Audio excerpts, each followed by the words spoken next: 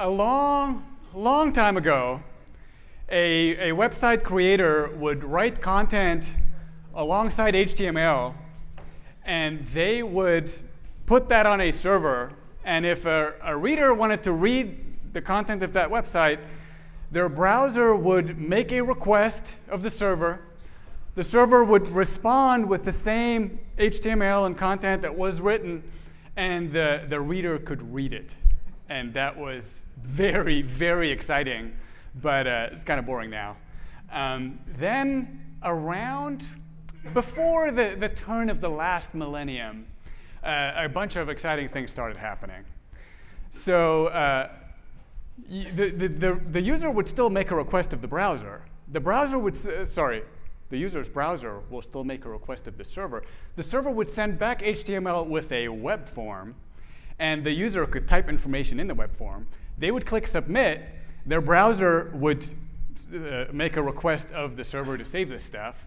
The server would shove it in a database, and then the next user to come to view that page, the server would go to the database, get out the same content that the other user wrote, stitch it into the HTML, send it back, and now the reader was reading the content written by the other user, not just the people making it. And that was like, this is amazing. But today, that's kind of boring, too. And the other thing happening around the same time is JavaScript interpreters getting included in these browsers. So you could have code running in the same browser that's displaying this stuff, and things could be changing on the page. You could click a drop-down, and the drop-down would drop down without even talking to the server at all. So yeah, I mean, I'm trying to convince you Liveview and Presence gives you superpowers that other people won't have. And if we look at my buzzword soup there at the bottom, build multi-user interactive. OK, we already got multi-users because multiple users have been submitting stuff since the last millennium. Interactive, OK, I guess things were interactive, but not really interactive. Interactive by yourself with JavaScript, pretty close. But that last piece was still missing. And that came around 2009. The idea of a WebSocket came about. And I think 2011, the first browsers with WebSocket supports were shipped. And now we had all the building blocks to build this buzzword soup here. Multi-user interactive real-time web applications. So with a WebSocket, you've heard me describe this dance a couple of times, where the user's browser would make a request of the server, either to get stuff or to save stuff or whatever, and the server would respond. The WebSocket made it so that there's a connection open. The server can just decide, right now, I'm telling you something, and I'm telling you to do something. And so this made a lot of things possible. One thing we've all seen, and again, these things are boring now because this is 10 years old, but one user could be typing, and their browser client could tell the server, hey, this user is typing. And the server could tell the other user that's viewing the page, hey, they're typing now. And so it could show you a little pencil that they're typing. Or if they click submit, it would go up to the server, and the server could shoot it down, and you could have a chat client in the browser, which,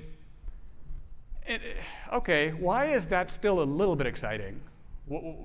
I think the reason why, and the reason why am I talking about something, if we could do it 10 years ago, why is it exciting, is that now look closely at the slide, bottom left, under the word build, easily. And I've been giving dates to things, long time ago, before the change of the last millennium, about 10 years ago. It became, this stuff was hard. If you wanted to make a real-time interactive, multiple users interacting with each other in real time right now, this user does something, that user sees something on their screen right away. This stuff has been hard. Yes, all the pieces are there. We've all used Google Docs or some kind of a chat system in the browser, but it takes a lot of effort. And it generally takes a team of people working together because all the pieces, somebody needs to really go figure this piece out and go figure out this WebSocket piece or go figure out this piece or go figure out how would the server know which other users would need to know about this thing this user is doing. This becoming easy only happened in 2019. So this is what's new. So yeah, we can do it easily now, and that's what's changed. So that's what it feels like when you've got superpowers and you can do things other people can't do. That was what it feels like when you're building something in Liveview and you're like, oh my word, multiple users can interact with each other, and I could just have made that myself. That's phenomenal. So I've got a demo. Don't visit yet, but try to figure out internet. And I'm sorry, I just assumed there would be Wi-Fi here. Otherwise, I would have, I don't know, shut up with a router or something. So we're going to have a little live demo. If you can hotspot, if you want to use your computer, you can hotspot your phone and connect your computer to that. If the conference Wi-Fi has been working great for you, sure, use that. But don't blame Liveview if it's slow. Or this should work on your phone. So anyways, we'll get started here. I'll click on the link. So I went to quickaverage.com. I've got no internet because my phone's not hotspotted. So let's get that going.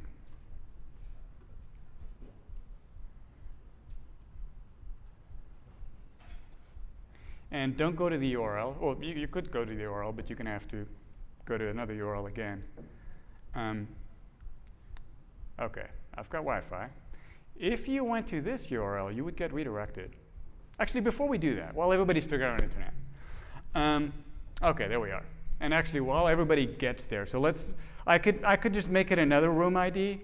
So let's make it ElixirConf. ElixirConf. OK. Y'all can start showing up there, and just so it's not distracting, I'll switch back to here. So here was the problem. I was doing Elixir backend stuff, at work, and had done a couple Elixir backend things, data processing stuff, take things from here, put them here, munge them, whatever. But I hadn't played with Phoenix yet, and I wanted to play with it a bit because I knew we'd be doing some Phoenix stuff in the future. And I wanted something interesting that's actually going to get me going. I didn't want to build some CRUD application that's create, read, update, delete something. That wasn't going to keep me interested to write some code on the weekend or in the morning before work or something. So we had this problem at work where once a quarter, my team gets in a meeting, and we evaluate ourselves on how we're doing on our values. We give a number from 1 to 10. How are we doing on glass half full, team over self, customer first? The values that we say we live by, how do we feel we're doing on them? Then we'd have a quick discussion on that, especially if people have very different values, very different numbers. And we would, the computer went to sleep? That's not cool. My screen was black a second ago, and now my screen's black again and back again. Who knows? All right, well, we have a discussion, and my manager would put in the average. So whatever the average was, I'm like, I gotta stay, but I can't stand still. I don't know why, but if I do move too close to any of the speakers. Anyways, my manager would take everybody's numbers, add up 9 people's numbers from chat, add them up, divide them by 9, and write down the average, so that 3 months later, when we have the same meeting, we can see how are we trending. Do we think we're doing better? Do we think we're doing worse? Let's have the conversation. We said these values are important. Are we living by them? And oh, by the way, Salesloft is hiring, and we do live by the values we say we live by, which is great. So anyways, I thought, OK, all right, this seems like something Liveview could do. I could use Liveview for this. It's the simplest, dumbest little thing, but it's clunky to do with Zoom chat and Excel or whatever. So yeah, here we go. So if I might need to get out of exit the thing, switch over. All right, you all made it. Yes, yes. The internet. Oh, wow, there's so many of you. OK, that's like the most users the app has ever had. So exciting. So it says I'm only viewing. No, that's because the thing went to sleep. Let's reload here. No, I wasn't an admin. Let's see. Okay, my internet's not terribly fast either.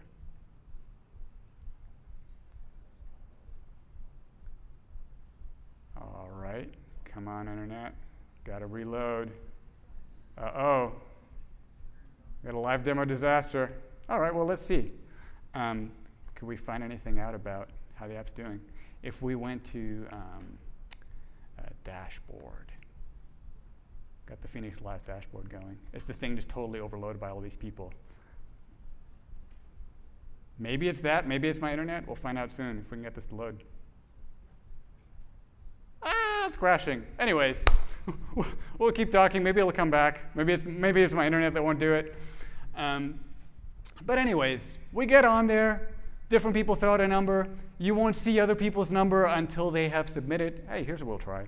What if this room has too many people? What if there's an ElixirConf room? No, that's fine. Oh, the ElixirConf room loaded, but yeah, I think my internet's not handling it. Okay. Well, nah, that's fine. Let's leave it. Anyways, it worked. It works with my team of 9 on my gig fiber internet at home. And so the piece that was interesting to me was that I tried, gave it a shot a couple hours on a Saturday, and then the next Sunday, gave a couple hours and literally got the first version working in a weekend. I've got wife and kids. I'm not going to be coding all weekend. I'm going to steal a couple hours here and there to work on the thing I'm curious about. Yeah, now I'm curious. Is it internet? Is it my phone? Or whatever. Let's switch back to the thing. So live demo was a disaster. Let's just call it that. But I got it working, and it was fun and exciting. And even though it's the dumbest, simplest little app, it was like, okay, this is kind of exciting. This is kind of fun. There's nothing I could have built with the other technologies I knew that took that little time that my team would actually use. My team is actually using this right now. So if we crash the app, they might be struggling with sprint planning right now because we realized, hey, this works so nicely. We should use this for sprint planning. So we use it every week now, that if we've got a body of work and we're estimating it for complexity, different team members would throw out a number. And we don't want to influence each other. So we use this, that you wouldn't see a number somebody else gave. You don't see people's numbers until everybody has submitted. And so, yeah, it just came together. So how does it work? The first piece that makes it possible, and I think we've heard more talks about this at the conference, is Liveview. So Liveview is changing how we build the future of the web. And I might be trying to convince the wrong room full of people, but here I go. I'm going to try and convince you anyways. Yeah, I might be preaching to the choir. There's a book called The Innovator's Dilemma that I would totally recommend. It tells a story, and the story kind of happens on repeat with before the time of computers even, with Industrial Revolution, digging equipment, and then eventually the computer era, different hard drive technologies, different storage technologies. The story just happens on repeat. The same story just happens over and over, where an existing technology solves a problem. It's the existing technology everybody's using to solve this problem. It solves it very well. It's very powerful at doing this thing, at digging holes or doing some industrial revolution thing or storing data. Yeah, existing technology is doing a great job. And then a new technology pops up, and it's smaller and cheaper, and it's got some other things it's good at, but it's not as powerful.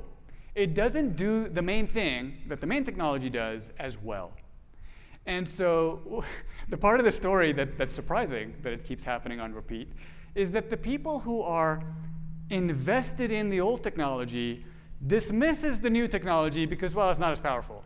It can't do what this thing does, so it'll never do anything. It'll never go anywhere. But because the new technology is cheaper, lighter, less total cost of ownership, a few people start using it. A few people that do not have the heavy-duty needs that the main technology fits start using this new technology. And over time, it improves and it improves. And over time, you get to a point where it solves the problem well enough for the majority where it really takes over.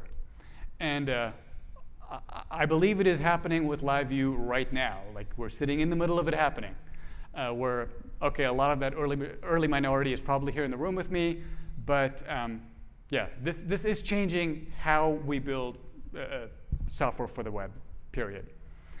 All right, so little diagram of Liveview. So there's the Phoenix server, and that's the orange bird. There's the people's browsers who's connecting. That's the little Chrome icons. There's the black and white thing that looks like a transformer. That's an icon for a WebSocket that I didn't know there was an icon for that until I was giving this talk, and I found the other 3 icons. I was like, let me see. And then the piece, the purple drop is obviously the Elixir icon. But that piece is really important, the fact that there are 3 of them, because that's the piece that Elixir being able to spin up millions of processes on one machine, or thousands of processes, or tens of thousands of processes that's actually doing things on one machine, is kind of a party trick until you really need it. And to do Liveview well, to do Liveview with the excellent experience that it does deliver, it does use that. It spins up a separate Elixir process for each connected client, which means, and Chris McCord mentioned this in his talk this morning, which means other technologies trying to build the web with the same model are going to struggle. Most other technologies cannot spin up a million processes on one machine. Okay, tens of thousands of processes doing things on one machine. Elixir is uniquely suited for that. And the other piece where it's uniquely suited with its background in the Beam and Erlang is the idea of having multiple nodes communicating. There could be a Liveview application, and if you've been to the talk of Fly.io, you can have a Liveview application with different Phoenix servers in different parts of the world, and this stuff still works. Where, yeah, other technologies, again, are going to struggle to have, they're going to have some kind of a communication in the background, some kind of a third party to handle that state. So Liveview was the one piece.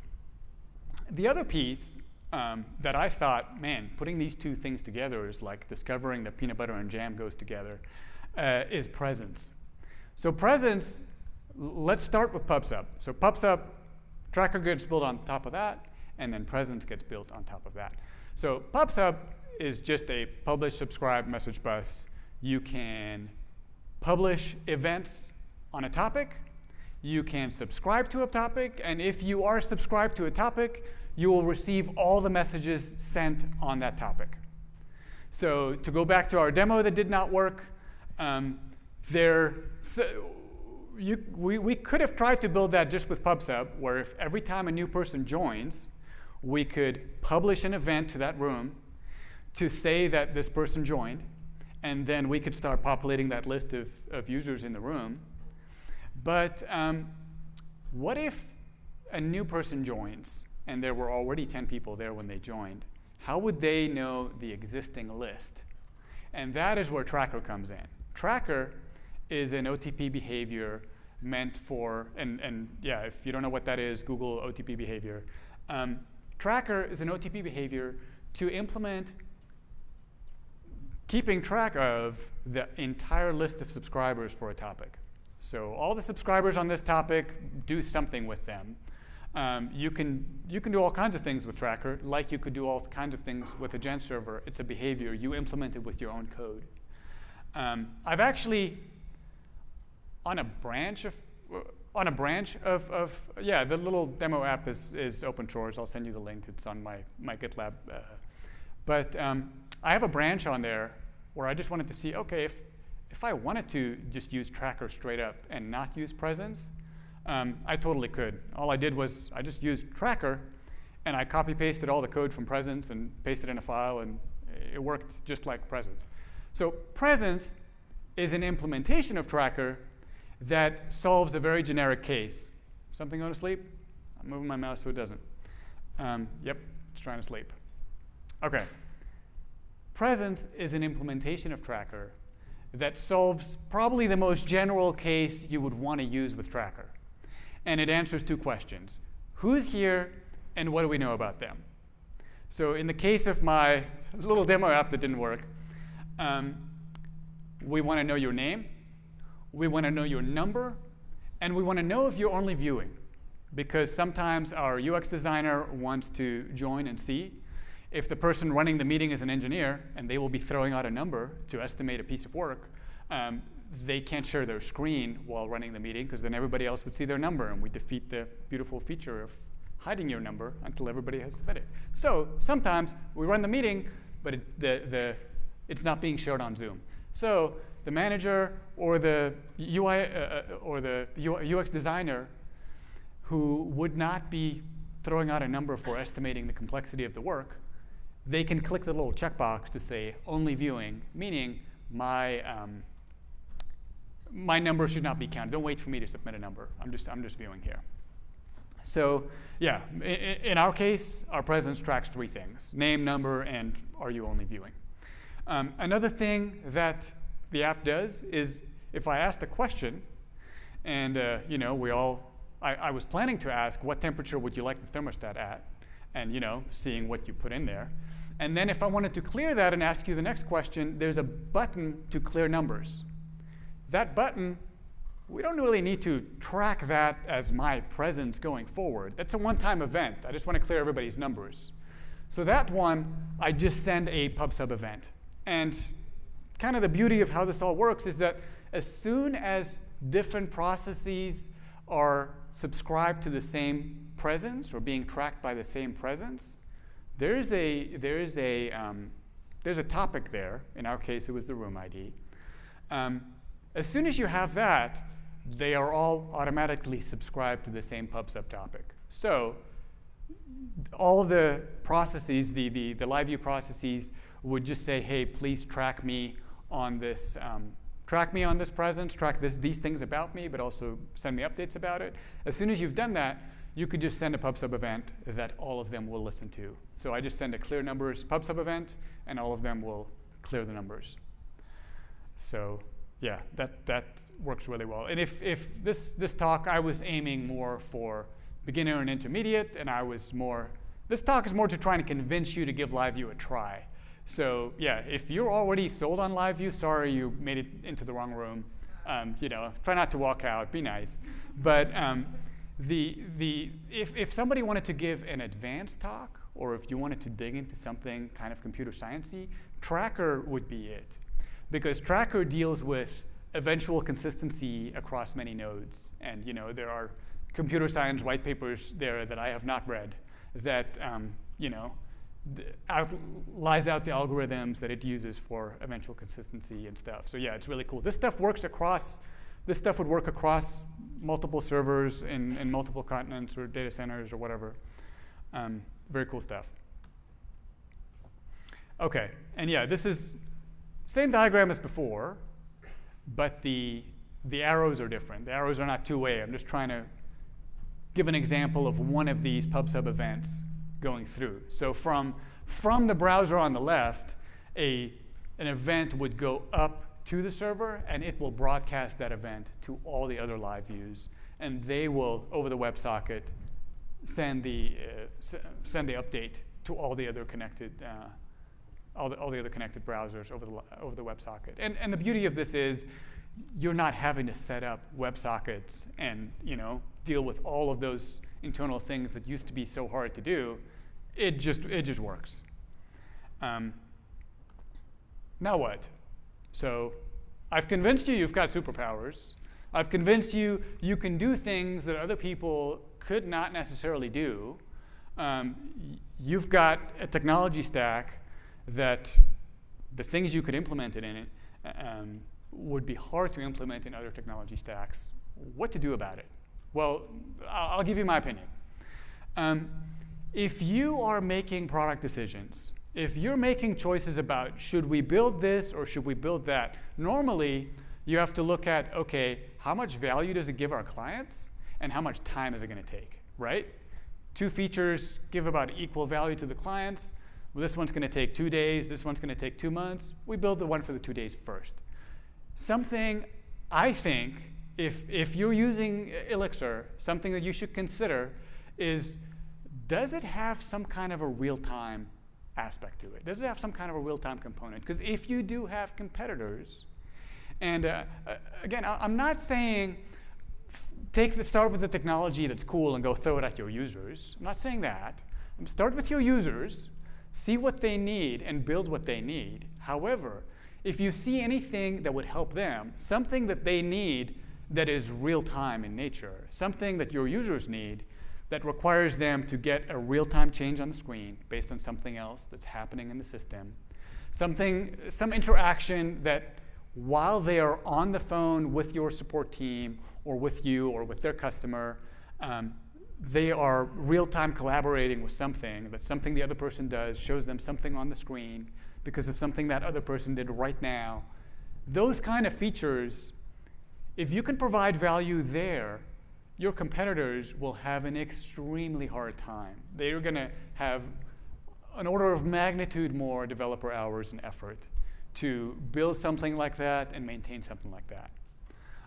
Or if you're looking for a side project to just play around with, building something real time is just more fun, and it's more like, hey, this actually gets me going. It interests me. If in my case, I really like working with people who are new to programming. And the struggle often is, well, you probably should build something before your first job. So if you know people in your life that's trying to learn how to program, I would seriously consider trying to talk them into trying something with Liveview, especially something real time, because they can build something really basic, really simple, but because it's real time, it's kind of fun and exciting. And an employer would more likely notice. You know, they could build a blog with a lot more effort than I put into my little thing, or they could build a to-do list, but it's been done so many times that the fruit for real-time interactive applications is just so low-hanging that things like the little thing I made, if this stuff was easy, I don't know, some big calculator's website would have implemented it a long time ago. But because it is so hard, and we've got superpowers, we can build those real-time interactive things.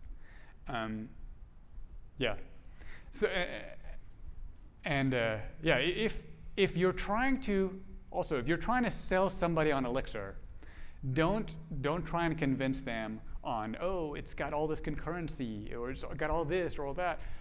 Most of those things, people who are not into the tech generally doesn't care.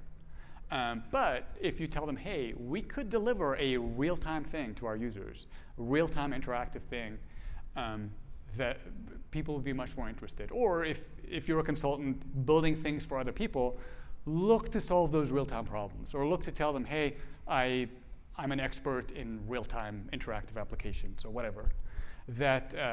Because again, if they're looking at your skills versus another programmer using another technology, you're going to stand out a lot better, and they're going to see what you can do and go, oh wow, okay, well, could I find somebody else to do this kind of real-time interactive thing? Outside of Elixir, I don't think so. And again, I'm open to being wrong. If I'm wrong about Elixir being capable of doing something here that other languages cannot do well, please come and tell me about it afterwards, or just put up your hand during question time and let me know that, hey, no, other languages could totally do the same thing. Because what I noticed is, hey, wait a minute, this thing that would be really tough with the other web technologies is all of a sudden easy. So yeah, that's it for me. Go change the world with your powers. But yeah, I've definitely got some time for questions.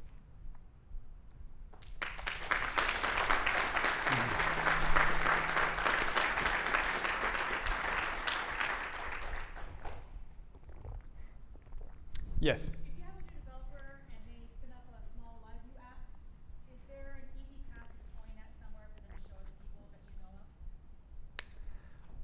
of? I have not tried Fly.io. So my thing is hosted on a $5 a month DigitalOcean droplet. I'm comfortable with Docker because I've been doing it for a while. So for me, I deploy with Docker, and it was easy enough. Silly as my little app is, it has continuous delivery. But I thought $5 a month is going to be the cheapest possible way to do this. And I kind of wanted to understand how it runs. But spoke to Mark Erickson today about Fly.io, and their free tier would totally serve my needs. So yeah, it would be free that they could host it on Fly.io. I believe GigElixir would also do it. I think, I haven't messed with it, but I've heard there are some limitations with Heroku, and where, yeah, something with Heroku wasn't playing nicely with this new model of, with their free tier at least. I'm sure if you hand them money, they'll do whatever. But yeah, I'd look first at Fly.io and then at GigElixir. But either one is probably going to have a free tier that'll serve those needs.